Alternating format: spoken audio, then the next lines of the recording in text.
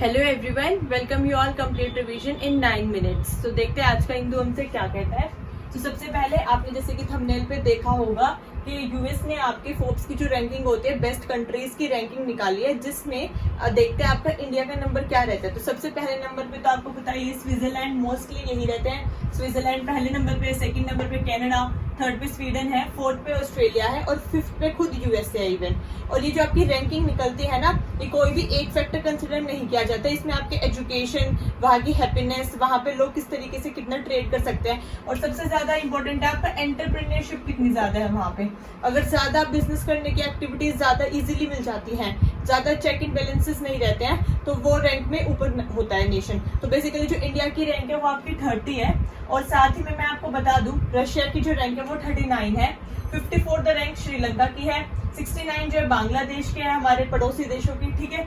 और पाकिस्तान का मैंने थंबनेल पे भी कैप्शन मेंशन किया है कि वो तो रैंक में ही नहीं है। मतलब पाकिस्तान ने सेइंग दैट पापा हम तो रैंक में ही नहीं है इंडिया को, क्योंकि बेसिकली इन्होंने जो रैंक लिस्ट निकाली वो 87 तक निकाली है। उसके बाद की कंट्रीज इन्वॉल्व इन्होंने इसमें नहीं किया है। सो लगता है पाकिस्तान जो है वो 87 से भी कम है, इसलिए वो रैंक में नहीं है, ठीक है। तो ये हमारा जो था आर्टिकल था। साथ ही में मैं एक चीज बता दूं आपको कि जो इंडिया की रैंक है वो 30 इसलिए है क्योंकि इंडिया को हेरिटेज में काफी अच्छे रैंकिंग दी गई है। जैसे इसमें इंडिविजुअली 7 to 8 पैरामीटर्स होते हैं आपके, हेरिटेज, कल्चर, एंटरप्रेन्योरशिप, ठीक है, ये सब, एजुकेशन हो गया, इकोनॉमी हो गई। तो जो हेरिटेज है उसमें इंडिया को सबसे ज्यादा हाईएस्ट रैंकिंग दी गई है। और फिर उन सबको क्लब करके जब देखा जाता है एवरेज, तो इंडिया की जो रैंक है वो 30 आती है। तो आइए हम नेक्स्ट आर्टिकल पे चलते हैं। India and Canada trade talks post. Basically भी इंडिया एंड कनाडा की जो G20 समिट के दौरान आपकी टॉक्स हुई थी कि हम फ्री ट्रेड एग्रीमेंट करेंगे कनाडा के साथ, और साथ में खालिस्तानी जो मूवमेंट है हमने डिस्कस भी किया था, उस पर भी रोक लगाएंगे। तो वो अब जो टॉक्स है वो बेसिकली इनडेफिनेट टाइम पीरियड के लिए पोस्ट कर दी गई है। और जब भी ऐसा होता है कि इनडेफिनेट टाइम के लिए पोस्ट की जाती है, इट मीन्स अब देखो वो आराम से 2 to 3 ईयर्स के लिए तो टल गई। अब देखते हैं कब दोबारा से वो रिस्टार्ट होती है। So after G20 Justin Trudeau जो है यहाँ पे उनका एरोप्लेन जो है जिससे उन्हें जाना था वो खराब हो गया था। So due to malfunctioning उन्होंने यहाँ पे उसके बाद भी 1 से 2 दिन स्टे किया था। तो इंडिया ने उनको जो है एयर इंडिया का प्लेन जो है, जो हमारे प्रेसिडेंट्स, वाइस प्रेसिडेंट्स जो है यूज करते हैं, वो ऑफर किया था, बट उन्होंने मना कर दिया। तो इस कारण उनके कनाडा में भी काफी ज्यादा बेइज्जती हुई थी कि खुद का प्लेन खराब हो गया है नेशन का, और फिर आप इंडिया जब हेल्प कर रहा है तो आप ले भी नहीं रहे हो। तो ये शायद उनको पिंच कर गई बात, इसी वजह से अभी ऐसा बोला जा रहा है पॉलिटिकली कि उन्होंने जो है टॉक्स पे पोस्ट लगा दिया है। साथ ही में हम देखें पीपल टू पीपल जो रिलेशंस है कनाडा के इंडिया के साथ, वो काफी ज्यादा स्ट्रॉन्ग है। एक्सेप्ट जो खालिस्तानी मूवमेंट है उसको अगर हम हटा दे, ओवरऑल देखें तो हम जो है कनाडा के 10th लार्जेस्ट ट्रेडिंग पार्टनर है। हमारे लोग यहाँ से कनाडा का सामान जो है काफी खरीदते हैं।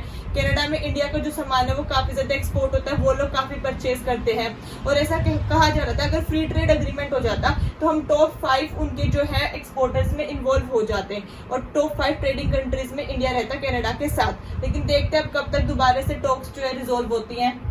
नेक्स्ट हमारा रहेगा AI cameras gun for poachers. Basically ये फ्रंट पेज पे आर्टिकल था आपका।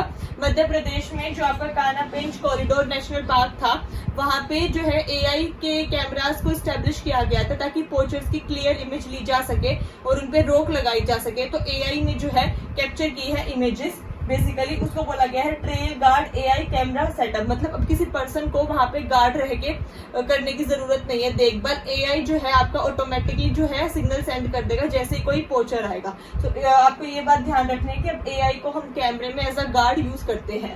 नेक्स्ट हमारी न्यूज रहेगी over 75% of European bumble B species threaten. Basically आपके यूरोप में बम्बल बी की एक प्रजाति होती है।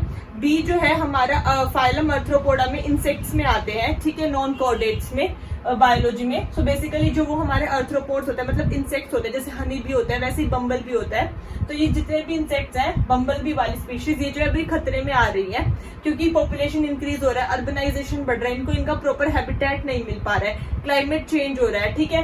सो इसलिए कहा जा रहा है कि इनकी जो प्रजाति है उसको जो है हमें रोक के रखना होगा, क्योंकि जो बम्बल बीज है वो आपकी पोलिनेशन में काफी ज्यादा हेल्प करते हैं, पोलिनेटिंग द फ्लावर्स, ठीक है। और ऐसा बोला जाता है कि जैसे फूड चेन, आपको पता है कि बर्ड्स इंसेक्ट्स पे फीड करती हैं, लेकिन अगर इंसेक्ट्स ही कम रहेंगे तो इससे हमारे बर्ड्स कम रहेंगे। बर्ड्स पे ईगल फीड करता है तो ईगल कम हो जाएगा, तो जो पूरी फूड चेन आपकी वो डिसरप्ट हो जाएगी। इसलिए हमें बम्बल बी की पॉपुलेशन जो है खत्म ना हो उसके लिए मेजर्स लेने होंगे, ठीक है। नेक्स्ट न्यूज है हमारी टीबी पेशेंट्स। बेसिकली ऐसा बोला जा रहा है कि टीबी जो है इंडिया में वो खत्म नहीं हुई है। ऑल्सो वी आर ट्राइंग कि हम जल्दी से जल्दी टीबी को प्रॉपर खत्म कर सके। तो उसी के रिगार्डिंग कहा जा रहा है कि जो निक्षय पोषण अभियान है, निक्षय पोषण योजना थी, वो दोबारा से फॉर्म में आ गई है। ठीक है, अब इसमें क्या था ये देख लेते हैं। सबसे पहली बात तो ये माइकोबैक्टीरियम ट्यूबरक्लोसिस, इसकी टीबी जो होती है वो इस बैक्टीरिया से होती है। ये साइंटिफिक नेम लिखने का तरीका है कि हम जीनस के नेम को फर्स्ट लेटर कैपिटल लिखते हैं, ये जो स्पीशीज होती है इसको हम पूरा स्मॉल लिखते हैं। तो बैक्टीरिया का साइंटिफिक नेम है माइकोबैक्टीरियम ट्यूबरक्लोसिस। इससे जो है टीबी फैलती है। इसके अगेंस्ट में निक्षय पोषण अभियान ministry of health and family welfare ने ऑर्गेनाइज किया था, जिसमें हम 500 जो है रुपीज देते हैं टू द पर्सन। ठीक है, और इसी में हमने पीएम टीबी मुक्त भारत भी लॉन्च कर रखा है। ठीक है, बाकी आप सब भी सावधान रहिए। अगर किसी आपके नियर एंड डियर वंस को किसी को ऐसी कोई प्रॉब्लम है तो जल्दी से जल्दी उनको डॉक्टर के पास लेके जाइए ताकि इलाज हो सके अच्छा, और हम टीबी मुक्त भारत जो है बन सके। नेक्स्ट हमारी न्यूज रहेगी that is global biofuel alliance. इसमें न्यूज क्या थी हमारी कि इंडिया जो है आपका फाउंडिंग मेंबर है बायोफ्यूल अलायंस का, जो भी G20 में डिस्कशन भी हुआ था जिसके regarding India, US and Brazil आपके तीनों फाउंडिंग मेंबर्स हैं। और 85% आपका जो ग्लोबल फ्यूल है वो इन्हीं से ही होता है। बेसिकली हमने अब जो बायोफ्यूल है वो क्यों लेके आए हैं, और बायोफ्यूल क्या होता है, ये एक ऑल्टरनेटिव है फॉसिल फ्यूल को रिप्लेस करने का। ठीक है, और ये आपके बायोफ्यूल अलायंस में आपके G20 countries, non G20 countries, आपके जिनको हमने G20 पे वैसे इनवाइट किया था वो कंट्रीज हो गए, सब इन्वॉल्व होते हैं। लेकिन आपको प्रीलिम्स के पॉइंट ऑफ व्यू से ध्यान रखना है कि फाउंडिंग मेंबर्स में आपका इंडिया, यूएस एंड ब्राजील है। अब हम देखते हैं बायोफ्यूल होता क्या है। Basically biofuel is the thing, वो एक आप किसी भी अगर नेचुरल चीज से फ्यूल बनाते हो उसको हम बोलते हैं बायोफ्यूल। बायोफ्यूल का ब्रेक डाउन कर दो, बायो एंड फ्यूल। तो बायो मतलब नेचुरली आप फ्यूल बना रहे हो। ये आपका सॉलिड, लिक्विड, गैस 3 फॉर्म्स में होता है। सॉलिड में जो आपका वेस्ट प्रोडक्ट हो गया, जैसे किसी आपने यूज्ड ऑयल का वेस्ट प्रोडक्ट हो गया, या आपका एनिमल वेस्ट हो गया, या आपके फ्रूट्स एंड वेजिटेबल्स के छिलके हो गए, ये सॉलिड बायोफ्यूल है। लिक्विड होता है आपका सेमी सॉलिड टाइप सा, मतलब इन्हीं में जो आपके लिक्विड कंपोनेंट्स प्रेजेंट हो जाते हैं, जो थोड़ा वाटर प्रेजेंट रह जाएगा, या जो मैं बता यूज कुकिंग ऑयल है वो लिक्विड में आ जाएगा। ठीक है, और गैसियस होता है जब इन्हीं फ्यूल्स को हम यूज करके आपके जो गैसेस रिलीज होते हैं एनवायरमेंट में, उन्हीं को हम दोबारा से कैप्चर करके आपका रिसाइकल कर ले। So that is gaseous biofuel. ठीक है, लेकिन हमारा जो बायोफ्यूल है वो 4 जनरेशन में है। फर्स्ट जनरेशन में आपका शुगर केन और सोया ये सब आते हैं, मतलब जो हमारे ईटेबल्स होते हैं डेली जो हम अपना खाना खाते हैं उसमें वेजिटेबल्स, फ्रूट्स, सोयाज ये सब हमारे फर्स्ट जनरेशन बायोफ्यूल है। सेकंड जनरेशन में हमारा जितना भी एग्रीकल्चर का वेस्ट होता है, एनिमल फैट हो गया, मतलब जितना भी आपका फ्रूट्स एंड वेजिटेबल्स का वेस्ट हो गया वो सब हमारे सेकंड जनरेशन बायोफ्यूल है। थर्ड जनरेशन में हमारी एल्गे आते हैं, आपने पढ़ा होगा bryophyta, Thallophyta, cyanobacteria, blue green algae, ये सब हमारे थर्ड जनरेशन बायोफ्यूल्स हैं। ठीक है, और फोर्थ जनरेशन में आते हैं जेनेटिकली मॉडिफाइड क्रॉप्स। बेसिकली आपने नाम सुना होगा BT cotton, bacillus thuringiensis cotton, या जीएम मस्टर्ड हो गया, आपका जेनेटिकली मॉडिफाइड आपकी मस्टर्ड है।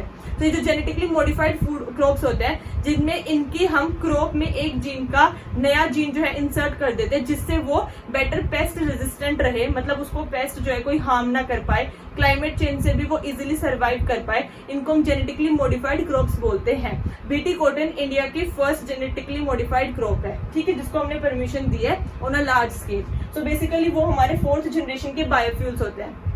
तो हम ये कह रहे हैं कि हम चारों जनरेशन के बायोफ्यूल पे फोकस करके और फॉसिल फ्यूल को हटा देते हैं, क्योंकि मोर देन 85% जो है इंडिया इंपोर्ट करता है आपका बाहर से फ्यूल। तो कितना अच्छा रहेगा अगर हम इंडिया में ही इसका alternative as a biofuel production करें ऑन अ लार्ज स्केल। और इसमें भी सबसे ज्यादा जो आपका ध्यान दिया जा रहा है वो फर्स्ट जनरेशन और सेकंड जनरेशन पे दिया जा रहा है, उसमें भी सबसे ज्यादा सेकंड जनरेशन पे, क्योंकि फर्स्ट जनरेशन जो हमारे ईटेबल्स है, तो अगर हमने ईटेबल्स को एज अ बायोफ्यूल यूज करना स्टार्ट कर दिया तो वो हमारे लिए कम पड़ जाएगा। लेकिन सेकंड जनरेशन में आपका एग्रीकल्चर वेस्ट है जो एक नेचुरल ह्यूमस भी होता है, ठीक है, तो हम उसको यूज कर सकते हैं। उससे हमारा एनवायरमेंट फ्रेंडली भी रहेगा, पोल्यूशन भी जनरेट नहीं होगा और एक सस्टेनेबल यूज भी हो जाएगा। अब इसमें इंडिया ने क्या क्या प्रोग्राम्स लॉन्च किए हम वो देख लेते हैं। सबसे पहले आपका पीएम जीवन योजना, ठीक है, फिर सतत है, फिर उसके बाद आपका गोवर्धन स्कीम्स। ये तीनों जो है स्कीम्स आपके बायोफ्यूल्स के लिए ही है। तो आई होप आज का एनालिसिस आपको पसंद आया होगा। ये एनालिसिस करने में बहुत मेहनत लगती है, तो प्लीज आप शेयर एंड सब्सक्राइब करिए चैनल को, ज्यादा से ज्यादा अपने फ्रेंड्स तक शेयर कीजिए।